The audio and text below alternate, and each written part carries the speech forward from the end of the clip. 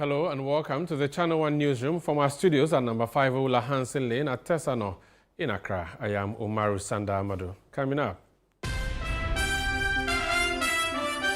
Iyoko clarifies ongoing investigations involving CEO of Springfield Energy following his arrest in Dubai. Over 9,000 residents of Sabari in the northern region face healthcare challenges as chips compound deteriorates. The women are supposed to support their legs while we should be all removed. So at times when we get a client that cannot cooperate, we need to call the relatives of the staff that are around to support the patient. 2023 batch of College of Education graduates threaten to demonstrate over delayed position or postings. Family of Ghanaian student who died mysteriously in Latvia renews calls for justice over delayed investigations. Now, a Latvian citizen can be killed or murdered in Ghana in cold blood, and a Latvian government will go to sleep. That will be an injustice against that country, and the reverse can apply to Ghana.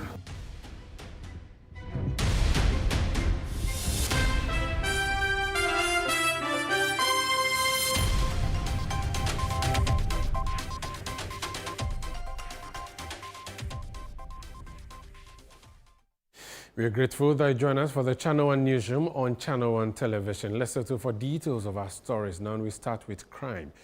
The Economic and Organized Crimes Office, Iyoko, has refuted reports by online news portal Northern Report alleging that Mr. Kelvin Otri, Chief Executive Officer and promoter of Springfield Energy, has been arrested or detained in Dubai following Iyoko's supposed failure to act on a fraud petition. In a statement issued on Sunday, November 2, 2025, Iyoko described the publication as quote-unquote false and misleading, urging the public to disregard the claims. According to Iyoko, there are currently 2 active investigations involving Springfield Energy, one based on a petition filed against the company and another concerning an ongoing case between Springfield Energy and the bulk oil storage and transportation company, BOST.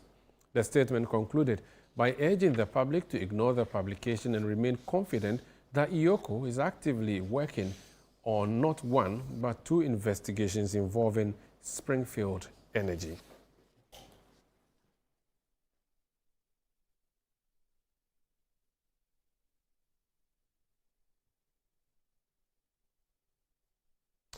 Now, drivers in the Obuasi municipality of the Ashanti region are appealing to the government to take urgent steps to fix the deplorable state of their roads. According to them, the deteriorating state of the road is adversely affecting their lives and income. There's more in this report. Yes, drivers in the Obuasi municipality have been grappling with the poor state of the roads, which has significantly affected their lives and income. Major roads, including the Obuasi to Dunkofe, have been in a deplorable condition, making commuting difficult. The situation has led to increased maintenance costs for drivers, longer traveling hours, and accidents. Some drivers who spoke to Channel 1 News bemoaned that the poor state of the roads affect their daily income, stating that they have spent their sales on vehicle maintenance and repair. Jamaica won't check on the Sabanse, Omlanome, Sepaya, a constitution between content of my cousin will be essay, and will be a cousin of Jamaica won't check upon him. Yasobaya, my Sekondi and Panso Dawson, Pan or Motocas, just send our Momodia, a quan room by how they are watching our traffic in a big company, Biaba, watching Dawson. It's a company, this is a traffic actually. Yes, Rabban, why was I want to no money? Speaking at the sidelines of the launching of a monthly journal titled Obuasi This Month, the municipal chief executive assured that the roads within the municipalities will be worked on, emphasizing that some of the roads have been awarded to contractors. The president has allocated each percentage of the amount where we should use to do, and so these are all the things that we are going to do. the challenges that we are facing. And honestly speaking, we have the drip machines. We start up the parchment of the roads. As we speak, I went to Accra to speak to the CEO of Highways and Highways Authority. And as we speak, with the Kunka to Mawuli Road, as we speak, the contractor is on the road working on it. And then together with the Kunka to the tunnel in Tonsuya and other places. We've also lobbied under the big push. We know they will come and also assist us. So far, so good, we are managing. And I know by the grace of God, Abam Papa Abba, so they are going to see to it and everything is going to be fine.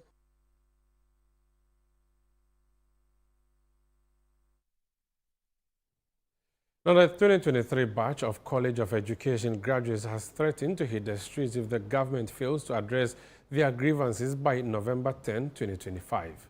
The group laments that nearly 2 years after completing their studies, many trained teachers are still awaiting postings to schools despite fulfilling all necessary requirements, including the completion of their mandatory national service and passing the Ghana Teacher Licensure Examination.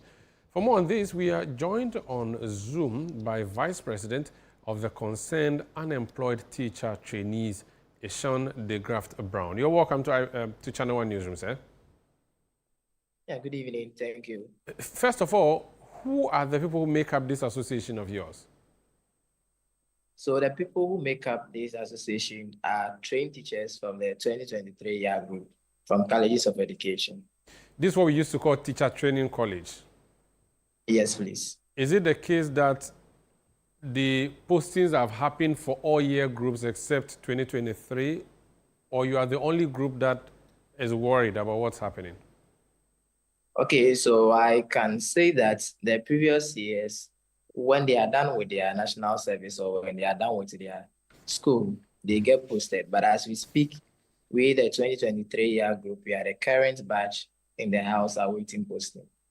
How about, so 2022 have been posted? Yeah, 2022 year group were posted. But 2024 not posted, 2023 not posted? 2023 not posted. But you have done your national service? Yes, we completed our national service on February 2024. So you've and been... then we... Continue. And we passed our... We sat for our licensure exams, of which the results came and we have passed. And even the license is about expiring. And it is very sad we've not been in the field or we've not been on the field and our license will be expiring soon. So we are home still waiting to hear something from the government. And as we speak, we have not heard anything from the government. I quite remember on 25th June, the Minister for Education at Parliament made mention that there will be recruitment of 50,000 teachers and 10,000 on teaching staff, of which gave us assurance that if 50,000, then we are the group awaiting posting. So it could be us. And the academic year began in September.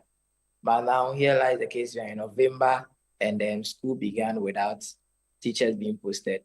And the academic year is about, the first term is about ending, and we don't know our fate as we speak now.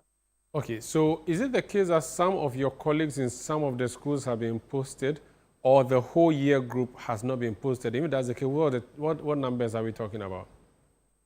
The whole year group has not been posted. With the numbers, I think we are about, I can't give exact number, but roughly about 15,000 teacher trainees from the... Around 15,000? Yes, from the 46 public colleges of education. What has been the impact of this non-posting on you personally and on your colleagues? The impacts are negative ones. On me personally, is the national service, we didn't do it at our various destinations. You were posted randomly. So with where I found myself in someone's city or town, after the service with the hope of being posted by September, we still were hanging around just to wait for posting so that we can move together.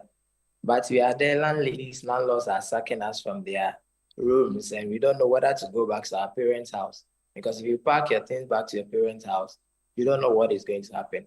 And the painful aspect is if you want to go to private schools to teach or any other employment agencies, they are afraid to employ us because all they say is that they don't know when we'll be posted. So if they employ us, they might leave them at the middle where they will need us. When do you plan this demonstration, and what message are you seeking to send with the demonstration?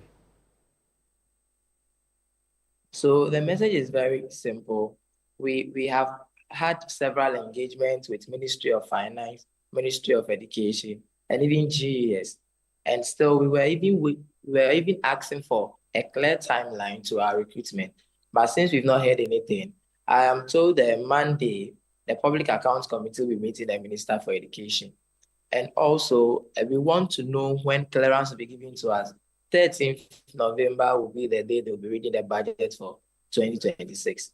And so we won't sit for that budget to be read without knowing our fate. So roughly by 10th November, we are planning to hit out the street. That is, if you don't hear any clear timeline from either GES, Ministry of Education, or Ministry of Finance. Thank you so much for speaking to us, and wish you all the best, Session. Thank you very much. You're welcome.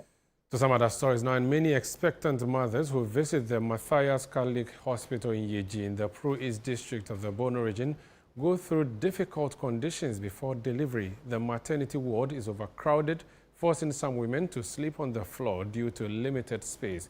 A new maternity block project meant to ease the congestion has come to a halt because of inadequate funding. Management of the hospital is appealing for support to complete the facility and improve healthcare for mothers and newborns in the area. Channel 1 TV's Michael Saponfum reports. The Matias Catholic Hospital in Yeji, Pro East District, Bono East region, established over 30 years ago, serves as a major referral center, including patients from the Savannah region. However, growing population and limited infrastructure have stretched the facility. The maternity ward is particularly overwhelmed, forcing expectant mothers to endure severe congestion, with some sleeping on the floor before and after delivery due to lack of space. Two affected mothers shared their experiences. As I came 3 days now, I lie on the ground, no bed for me, for them to take care of me. The time I even arrived, I was supposed to lie on the bed so that they would take care of me. But because of there's no a sort of beds, there's no place for us. I waited so somebody they take care of them so that they can give me a place. So if I lie on the ground and they take care of me. 3 days later, that somebody discharged her and they took over her bed. So we are really especially the maternity hall. We are really suffering. The lady will just deliver, come out from the labor room, come and lie on the ground. Mosquitoes are chopping the baby, the newborn baby. We are praying on you people to have mercy upon us and help us. And I'm bedua 11 something. Now I'm punishing in Ayama. Almost this almost share more than Panos and San Almasha. See, and my meet your parents and more, and mamma, to me, who around 2 more. See, the other said that 2 are buying drama, and said, on 10 and inch age, the demand for, and can ya was soon. The way a plan, do 30 minutes, and almost I transfer me the bar from her. And mammy better from one to Miss Rabban said, on age 4, the daddy said that to Domaham and himself. On bed boy, and now won't see them for my. Now your bar was so another. A new maternity block funded internally has stalled due to financial constraints. Medical Director Dr. Evans Na spoke on the situation. The Matias Catholic Hospital serves as a district referral center for a lot of districts around, like the Sydney West, East, and then Pro West. It started some 33 years ago with a small population around, but currently the population has outgrown that of the hospital, so very difficult to accommodate our patients. And the worst hit department is the obstetrics and gynecology department, where we have a lot of admissions per day. So we have to improvise for patients to sleep on the floor, which is not conducive because we need to ensure that when they are coming here, they will feel at home to reduce the stress, because pregnancy itself is a stressful condition can be stressful to most mothers, and so we have to ensure that the environment is very conducive for them. And so the management has taken it upon itself to construct a new maternity building. We need an ultramodern facility for them where we have everything in it: theater, OPD services, NICU services there. And so that's in line to provide better care for them when they come. However, there have been challenges. The project is not moving as expected, and it's all due to financial constraints on the facility. And so we take this opportunity to appeal to the general public, individuals, corporate bodies, and all agencies that are willing to help, that they should come to our aid and support us so that we can have the complex put up to provide better care for our pregnant women.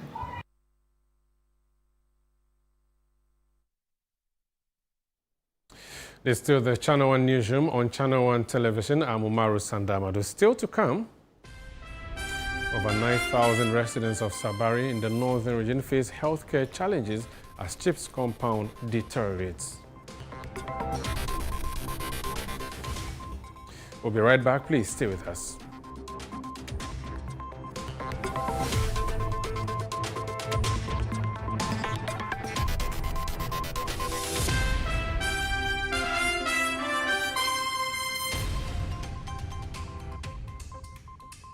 When you buy, you build. Your purchase becomes progress. Each choice writes a better story for someone else.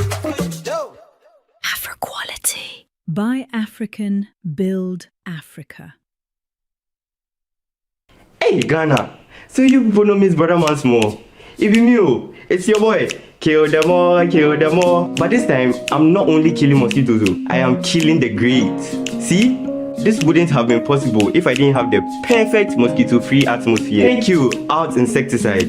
And yeah, Out Mosquito Coil. For a mosquito-free atmosphere, trust Out to... You are not serious. Out Insecticide. So ya boa, faha. This November, something amazing is coming to Accra. Are you a farmer with fresh produce? Are you into fish farming, poultry or livestock? Then get ready for the November edition of the AgriFair 2025. Yes, AgriFair 2025. It's happening on Friday the 28th to Sunday the 30th of November. It's happening at the A4 Southern Children's Park, and it's 10 a.m. to 6 p.m. each day. It's the ultimate weekend marketplace, from fruits and vegetables to poultry, livestock and fish to agri-inputs and processing machinery, all at unbeatable farm gate prices. Whether you're selling or buying, this is your chance to connect, trade and grow. Enjoy the freshest farm produce, sizzling kebabs, and a vibrant marketplace atmosphere all in one space. Register now and secure your spot. Call 0558-973-973 for more information. AgriFair 2025, where culture meets innovation.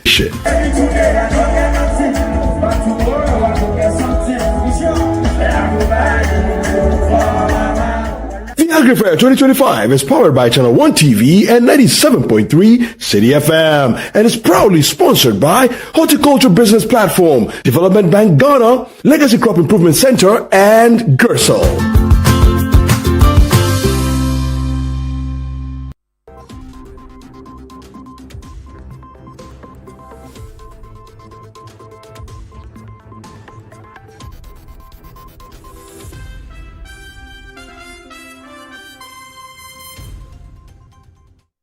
You're welcome back to the Channel 1 Newsroom on Channel 1 Television. Now, for decades, residents of Sabari in the Tatali district of the northern region have struggled to access quality healthcare service due to the poor state of the Sabari CHIPS compound, which serves a population of more than 9,000 people. Residents often traveling over an hour to reach better equipped facilities in the Zabzugu district. Pregnant women and patients with emergency conditions are left with no choice but to endure long and risky commutes when the under-resourced Sabari CHIPS facility cannot meet their needs. Our Northern Regional Bureau Chief, Shawana Yusuf, has more in this report. From inadequate infrastructure to a shortage of essential medical equipment, the Sabari Chips compound has been left behind in the delivery of basic health services to the community. Pregnant women in labor are forced to use a damaged delivery bed that lacks the support stands required during childbirth. Channel 1 TV understands that the situation compels health workers to rely on relatives to hold the legs of women in labor, an act that violates their privacy and dignity. Where the women are supposed to support their legs while wishing they fall removed. So at times when you get a client that cannot cooperate, you need to call the relatives or the staff that are around to support the patient for you to do the delivery. And the bed is not comfortable again. At times you stand and then by the time you finish, your waist is paining. Another health staff member told Channel 1 TV that the challenges extends beyond the infrastructure, citing the lack of record books and computers to properly document patient information as a major concern. We also have to resort to exercise books so that when they come, they'll be using those ones as the folders. We don't have folders. So the clients have to go to the town, buy the exercise book and come before we can use that one as the folder. So we have one folder that we look through and then write all the details that will be needed inside before we attend to them.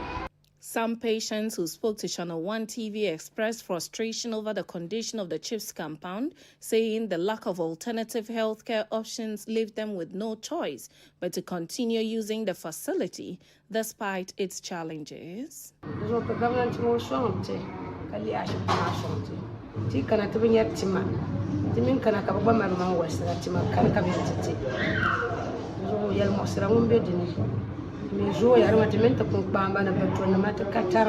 However, an act of kindness by the Anta Next Generation Foundation has brought a ray of hope to residents following the donation of medical supplies to help improve healthcare delivery at the facility. Speaking during the presentation, the executive director of the foundation, Alhaji Idrisu Mohammed Shani, said the gesture forms part of their commitment to supporting underprivileged communities to access quality health care. No longer will patients have to lie on makeshift arrangements or share limited bed spaces. Each bed represents our commitment to ensuring that even in our most remote communities, sick persons can receive care with dignity. Now, child labor in Ghana is a significant challenge as it continues to place the innocence of children under siege. In the Ayensuano district of the Eastern region, a harsh reality confronts children. More than 10,000 children in the district are currently out of school, with many engaged in petty trading, farming, and illegal mining. According to a report by the Department of Social Welfare at the Ayensuano District Assembly, only about 25,000 out of an estimated 35,000 children of school-going age are enrolled in school. More details in the following reports. Ayensuano, with a population of over 95,000, has 25,294 children currently in school, 13,551 boys, and 11,743 girls from both public and private institutions. The report further reveals that many children are often found at home or in gaming centers instead of attending classes. During an oversight visit by members of parliament from the Employment, Human Rights and Gender Committees organized by the African Center for Parliamentary Affairs, ASEPA, in collaboration with UNICEF Ghana, the situation has largely attributed to a lack of parental control. Children being enrolled in our school. That tells you that we have a deficit of about 10,000 children who are not enrolled in any of our schools. And that is a huge challenge for the district to address, to get these children back into the classrooms. Per our engagement with the communities and moving to the market centers, we realize that most of these children are engaged in labor in the markets during market days. You find them loading trucks, you find these children pushing wheelbarrows, you find them helping the women who have come to trade to get their goods back to the roadside and engaging. Some sell water, some also just go there to loiter. You don't find them doing anything, but they are just walking around in the market doing nothing. And that tells you that we have a challenge with parental control. Chairman of the Human Rights Committee of Parliament, NSEL Enim, stated that the committee would deliberate on the report and recommend measures to address the problem beyond Ayensuano. We are going to sit together as a committee and see what steps as a committee we can put together to ensure that the right actions are taken, the right actions that will bring the results that we need, that deservedly has to come to Ayensuano and across the district, the 261 districts we have across the country. I don't think this issue is only prevalent in Ayensuano. I know that we have these cases across the country, and that's something that as a committee we need to take a holistic action and make sure that the results that we need for Ayensuano extends to all the other districts we have across the country. And I believe that going forward, Ghana, we should see a change in attitude, a change in the way we enforce certain provisions of our constitution. Senior Governance Advisor at ASEPA, Isifu Lampo, noted that the oversight visit will serve as a foundation to strengthen collaboration among key stakeholders in the fight against child labor. We view this visit as very, very fundamental in trying to, if you will, form the foundation for strengthening collaboration among the key stakeholders like UNICEF, like UNDP, UNDPC, and other government agencies. We have this kind of inter-agency collaborative effort, all aimed at trying to check and curb child labor and child trafficking. So clearly for us, it was one of the key reasons why we think that this visit was very, very important. Chief of Social Policy and Inclusion at UNICEF Ghana, Paulina Savilati, highlighted the organization's integrated approach to addressing child labor across the country. UNICEF is supporting the government in strengthening its systems. So it's not really UNICEF doing anything separately. We partner with the government, where we support them in the approach which is called integrated social services. It's an approach which aims to bring different government entities together to work more holistically on child rights, and it's also to improve more efficient government implementation. So it has different components. It's 7 ministries. Now, rice farmers at Adela Kope in Somanya in the eastern region are advocating for a ban on rice imports to promote local consumption. They attribute the declining demand for their produce to the influx of imported rice.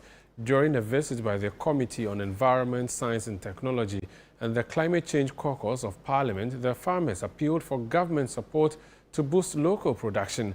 Channel 1 News' parliamentary correspondent Ni Ayukwe Okain followed the team. Rice farmers at Adela Kope in Somanya are lamenting the lack of market access for their produce, despite insisting they have the capacity to meet Ghana's annual rice demand if given the necessary government support. According to the farmers, the persistent preference for imported rice has left tons of paddy rice unsold, with large quantities at risk of deterioration.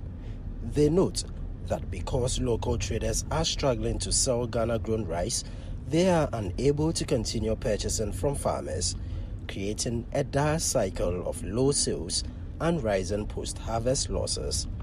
The concerns were raised when Parliamentary Committee on Environment, Science and Technology, together with the Climate Change Caucus, visited the rice farmers in the area.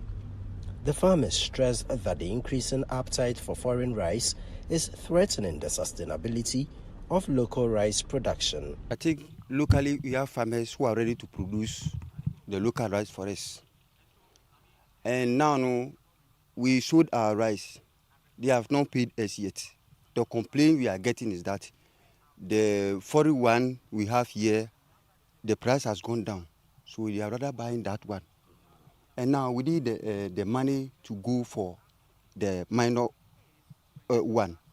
Yet the money didn't come.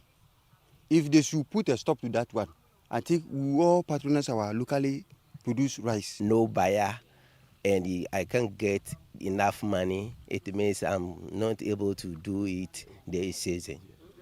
The sack now it costs 600 cedis. As I've harvested 3 acres, we blew inside. We didn't measure yet. It's on the platform, so I can't tell you the actual this thing that I get. I'm sure it will be like 70 bags, which is 50 kg times 70. Yeah.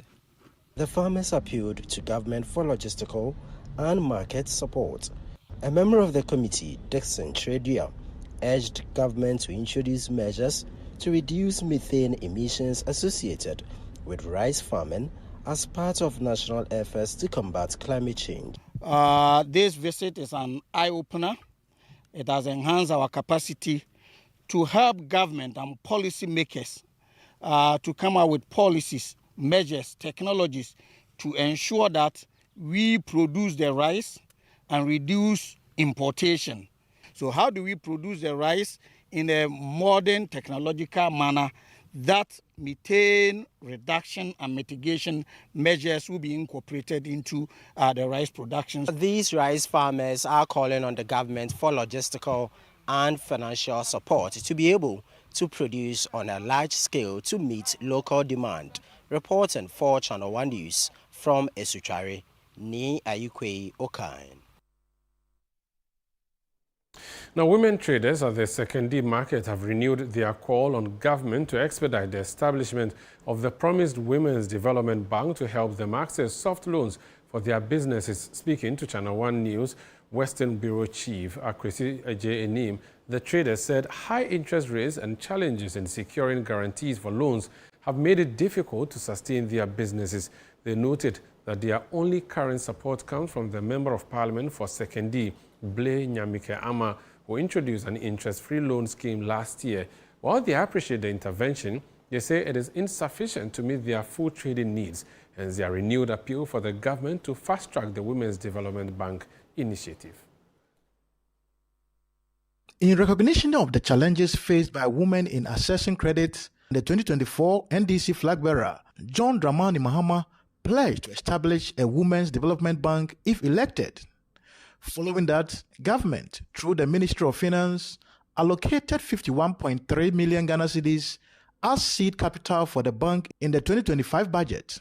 However, during the latest disbursement of 2 million Ghana cedis interest-free loans by the Sekondi MP to 350 traders, many market women retreated that the MP's support remains their only financial lifeline. They therefore appeal to government to accelerate the establishment of the Women's Development Bank to provide broader and more sustainable access to soft loans.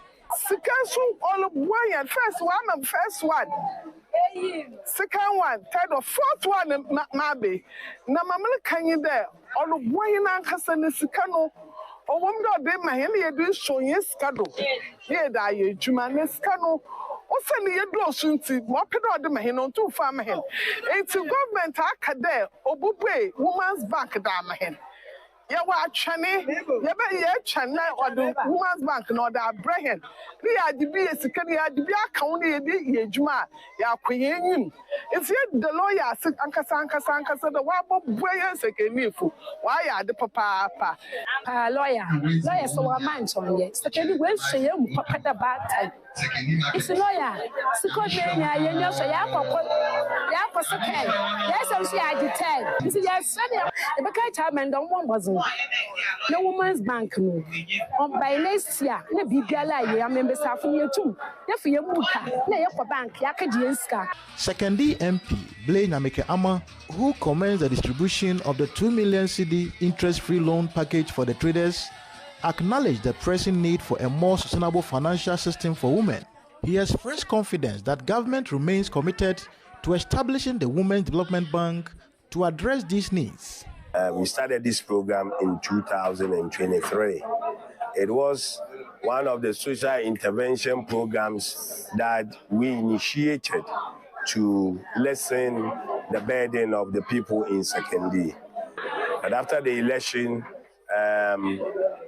financial difficulties set in, so the processes got stalled. But now we've been able to raise about 2 million Ghana cedis And now we've decided that we have to revamp it. We have to relaunch it. Today we are beginning from 4,000 Ghana cedis to 10,000 Ghana. Those of them that were taking 3,000 are taking 4,000. Those of them that were taking 5,000 are taking 7,000. And those that took 7,000 are taking 10,000. Normally our market women do borrow money from the banks to trade. And the interest rate becomes a burden for them and worrisome. The government, I think, hasn't started the women's banking. I believe, and it is my opinion, is that I think the finance minister's priority is to stabilize the economy, stabilize the dollar, so that you can then, put in more resources into the economy. The interest-free loan initiative from the MP of Sekondi has brought a lot of relief to traders here. However, they maintain that the lasting solution to their problems over here will be in the establishment of the Women's Development Bank initiative. For Channel 1 TV News, Akwesi Jenny, Sekondi. Now, once seen mainly as Ghana's tourism gem, the Volta region is emerging as the nation's next growth corridor, a focal point of the 24-hour economy agenda. Policymakers and investors say the region's strategic location, rich resources and expanding infrastructure positions it to drive Ghana's next wave of industrial and agricultural transformation across the Volta economic corridor. Channel 1 News' Volta regional correspondent Desmond Selasiago has been exploring this issue. The Volta region's transformation agenda took center stage at the Volta Economic Forum, a special edition of the Hogbachuchoza celebration, where government officials, policymakers, and investors outlined bold plans to make the region a leading hub for agriculture, industry, and trade under Ghana's 24-hour economy initiative. Commissioner of the National Development Planning Commission, Dr. Eliklim Kabla Apetogbo, described the region as a corridor of possibility, a vital link connecting Ghana to the ECOWAS sub-region. He said, the Volta corridor's strategic location, logistics network, and resource potential make it central to the 24-hour economy's takeoff. Dr. Apetogbo urged investors to partner with local authorities and traditional leaders, assuring them that early movers would receive fast-track support and structured aftercare to promote sustainable investment. The Volta corridor is uniquely positioned to power Ghana's 24-hour economic vision. With access to the Eastern Corridor Road, the Lake Volta Transport, the Aflau border post, this region offers round-the-clock trade and logistic potential for domestic and ECOWAS markets. We want to ignite economic engines that run beyond daylight, creating jobs, powering industries, and connecting value chains from farm gates to factory and to the export markets. Minister for Food and Agriculture, Honorable Eric Opoku, reaffirmed government's commitment to transforming the region into a major agricultural and industrial hub anchored on the 24-hour economy policy and the Volta Economic Corridor Initiative. Volta Corridor still holds the key to Ghana's next economic revolution. The same Volta River that powered Ghana's first industrial revolution can now power the economic transformation we envisage if we act with purpose, partnership, and persistence.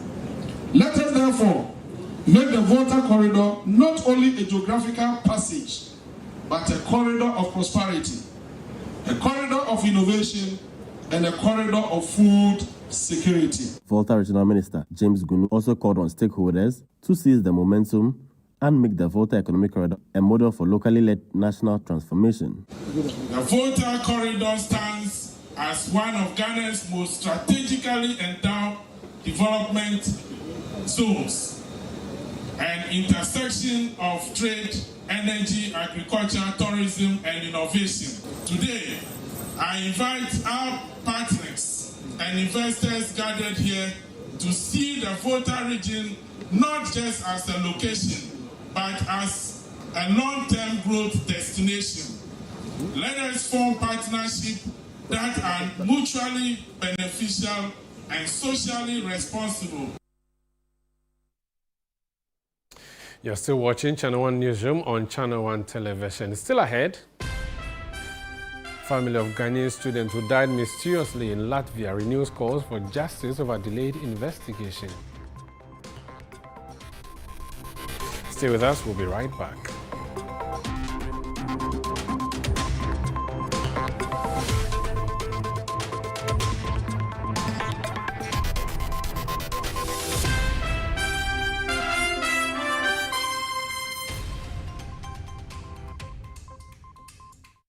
Hey, Ghana. So you people know Miss Brother Man Small. If you knew, it's your boy. Kill them all, kill them all. But this time, I'm not only killing mosquitoes, I am killing the greats. See?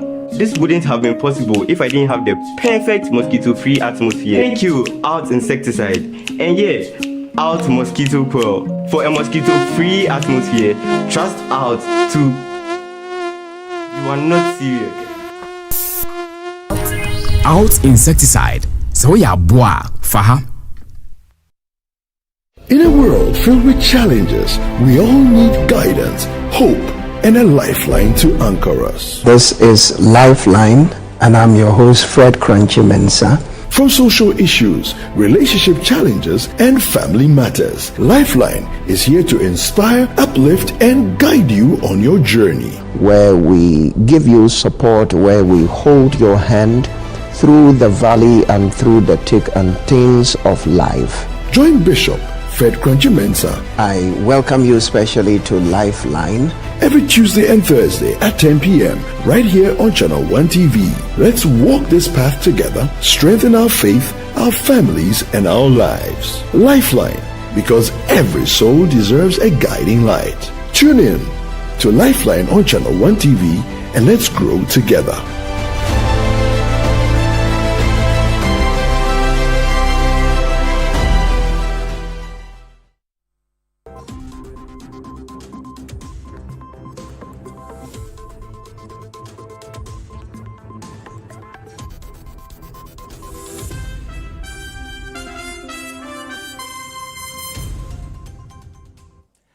You're welcome back to the Channel 1 Newsroom on Channel 1 TV. Now, the family of the late Nana Ejeia, a Ghanaian student who died in June this year in Latvia under very mysterious circumstances, is renewing calls for justice. The family says Nana Ejeia, the late Ghanaian student, died under mysterious circumstances. Speaking to the media on the sidelines of All Souls Day observance at the Lashibi Funeral Homes, the family spokesperson Jake Yangsin Kwanzaa said, although the family has received a response from the Ministry of Foreign Affairs following their petition, they remain concerned about the delays that continue to characterize investigations into the matter.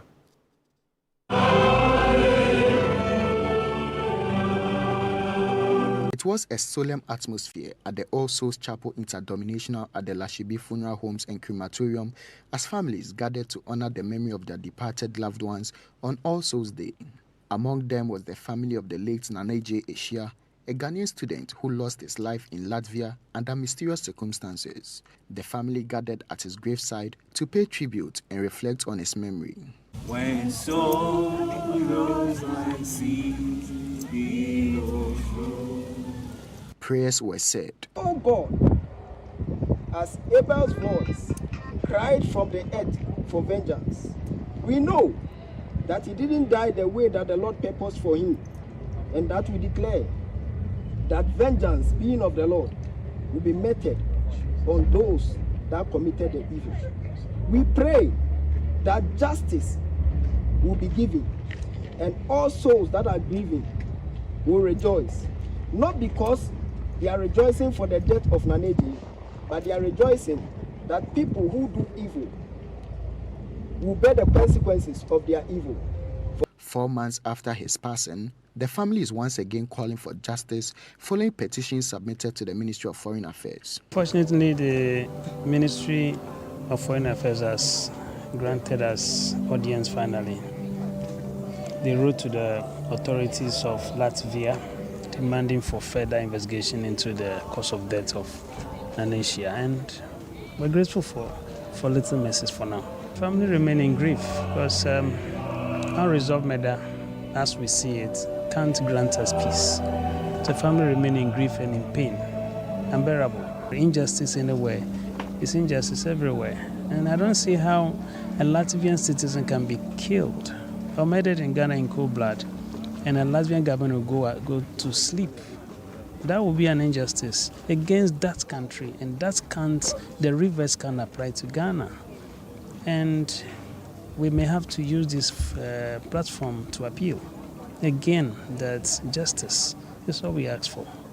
Some family members are also appealing for the intervention of President John Dramani Mahama in seeking justice for their loved one. Appealing to the Supreme Leader, His Excellency John Dramani Mahama, to intervene. We've actually written to the Parliament, so we strongly believe, in his office will be able to intervene so that at least justice will be served. For family members of the late Nana A.J. Eshia, justice delayed is justice denied.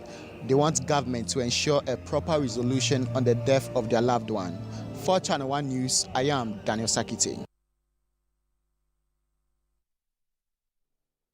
Now, the Minister for Education has reaffirmed President Mahama's administration's commitment under the reset agenda to continue every viable initiative started by previous governments while reviewing and improving projects that do not offer value for money but contribute to Ghana's human resource development goals.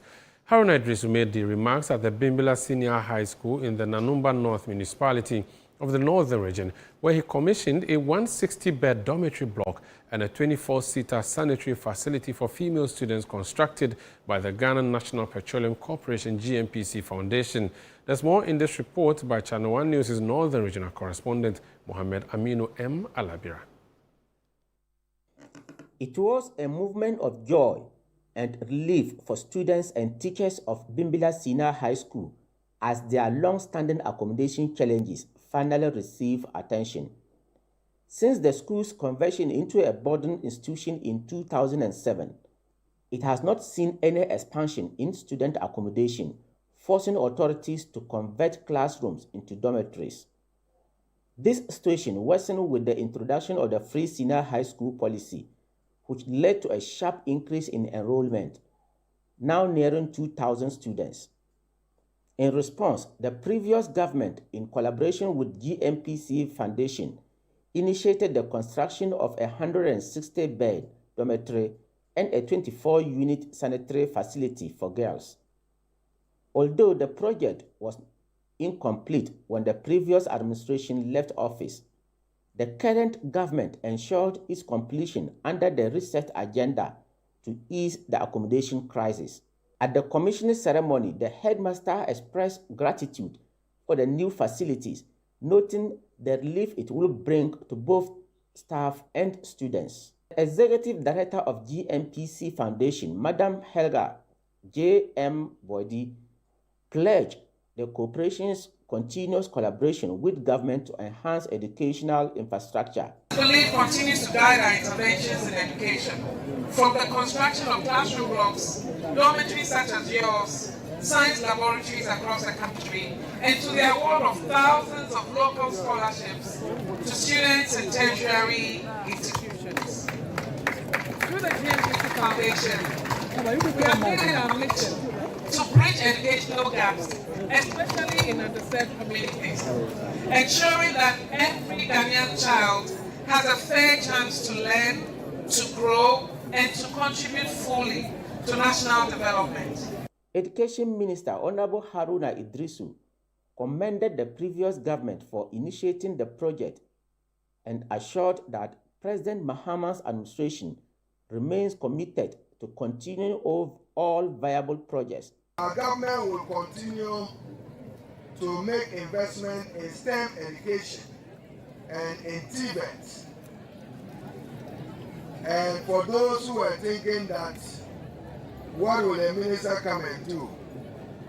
I'm told that this school, when it started, today your enrollment is around 2,500. Commendable. SS1 about 900, SS2 about 720, and SS3 about 753. A more compelling reason why we should start a boys' dormitory for this school. Now, persons living with disabilities in the Triman-Wabieja municipality of the Ashanti region are urging the Assembly to release the allocated funds from the District Assembly's Common Fund promptly. They argue that the delay of the disbursement is affecting them negatively. The Chumangwa Municipal Assembly has donated items including deep freezers, fufu pounding machines, wheelchairs and a laptop to 22 people living with disabilities in the area. Additionally, 34 beneficiaries received checks for startup capital, educational or training needs and medical care. More in this report. Section 7 of the District Assembly Common Fund Act 1993, Act 455, mandates that 3% of the fund be allocated to persons with disabilities. The Chumangwa Municipal Assembly has received 236,776 Ghana cedis for the second quarter of 2025 to support persons with disabilities. With the funds, the Assembly provided 15 deep freezers, 3 wheelchairs, 3 fufu pounding machines, and a laptop to 22 beneficiaries, while 34 others received checks for startup support, education, training, and medical care. A 10,000 Ghana cedis hearing aid was also presented. Municipal Chief Executive Wisdom Oseibuama said the support is aimed at promoting financial independence. The fund was disbursed according to the recommendation guidelines which state that the Assembly must equip 50 or more registered persons with disability in economic and business ventures, provide working tools and equipment, reserve 10% for education and training, reserve 15% for medical and assistive device, reserve 10% for parents and all caregivers of PWDs who are not in the position to work due to the daily care of their children or worse with disability. As part of the resetting agenda, the President of the Republic, His Excellency John Dramani Mahama, has assured all persons with disability that he will increase the District Assembly Common Fund allocation for persons with disability from 3% to 5% next year. The MC also advised beneficiaries to use the items and funds responsibly, adding that the Assembly will continue monitoring their progress. My dear beneficiaries, the items you are receiving today are a precious investment from the state into your future, and I therefore entreat you to treat them as such. Please do not sell these items for short-term gain. They are meant to transform your livelihood permanently. Meanwhile, the Secretary for Persons Living with Disabilities in the Chumangwa Municipality, Peter Kwesi Ochre, thanked the MCE and urged beneficiaries to use the support responsibly. He also appealed to the government to ensure all public institutions are accessible to persons with disabilities. All government structures must be disability friendly or accessible to all persons with disability, irrespective of the status of his or her disability. But now, even our own district assembly structure, as we are here, you look at it or you see. Yeah, the question is it accessible to persons with disability? If a person with disability wants to go to MCE's office at the top there, how would the person manage to go there, especially those who are using wheelchairs?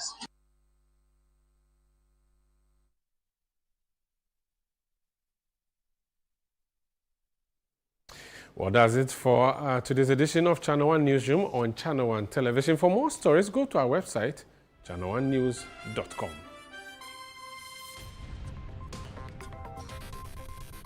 You can also go to YouTube and find Channel One TV. Subscribe for more exclusive video contents. Our CNR app also gives you news on the go. Get it on the App Store and on the Google Play Store. I am Umaru Sandamado. Thank you so much for joining us.